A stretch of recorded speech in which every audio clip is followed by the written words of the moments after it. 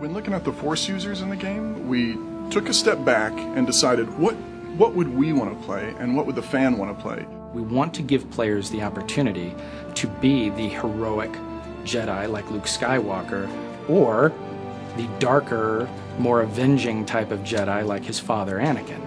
And that's a lot of fun, actually, to create those types of moral choices in the game where players are allowed to express themselves in those terms. The reality is there are so many different types of Jedi. Jedi are not all alike.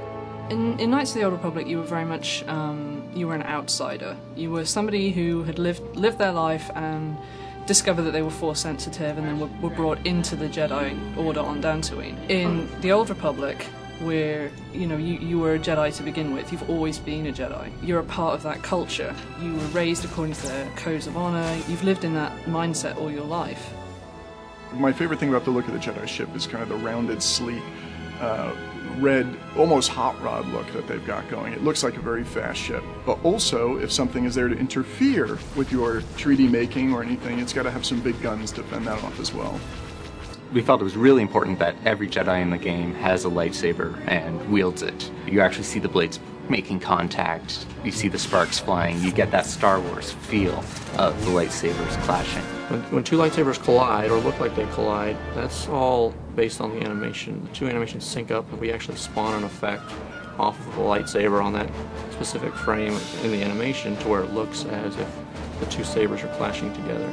We'll call a little kind of a flash effect and flare out the lightsabers a little bit, make it look like they've contacted each other. Their lightsabers are more rounded and oddly enough more low-tech, kind of more the 70s Star Warsy look, which we had a lot of fun incorporating into the look throughout. When we're doing the Consular and Knight, or any class, we look at their colors. When we looked at the Jedi, these are the good guys, so we went with the earth tones. We took these robed monk ideas and then we added to them throughout their play. So these guys look anywhere from, armored, robed monk guys, all the way up into people that might look like they're in the Senate. The strategy behind creating two Jedi classes is we knew Jedi were going to be very popular, and we wanted to make sure there were a lot of options for all the people who would sort of gravitate towards the Jedi. So we took sort of the two most iconic things, the lightsaber and the Force powers, and built a class sort of around each of those ideas, and that became the Knight and the Consular. The Jedi Knight is all about high adventure and action and, jumping right to the forefront of the battle and leading troops on the last desperate charge to save a world. The Jedi Knight's got a wide array of different melee attacks for different situations. So he'll have different saber moves he uses when he's, say, fighting one tough target versus a bunch of smaller enemies. And then these attacks, some of them will sort of build up his Force focus, and then other ones will spend it. So he's always got that sort of ebb and flow of building up to his big, strong attacks. If the Jedi Knight's role is to defend the Republic, the Consular's role is to be behind the scenes and to mend it and bring it back together. Diplomacy is a large part of the Consular's storyline, and you can't go into details, but there are times when you actually have to grab people and make them listen to you. The Jedi Consular has actually a wide array of playstyles. If you like playing the sneaky rogue, we have a build there for you. If you like supporting your allies and controlling enemies, we have a role there. And we also have a straight up damage role where you're just smashing things with telekinetics.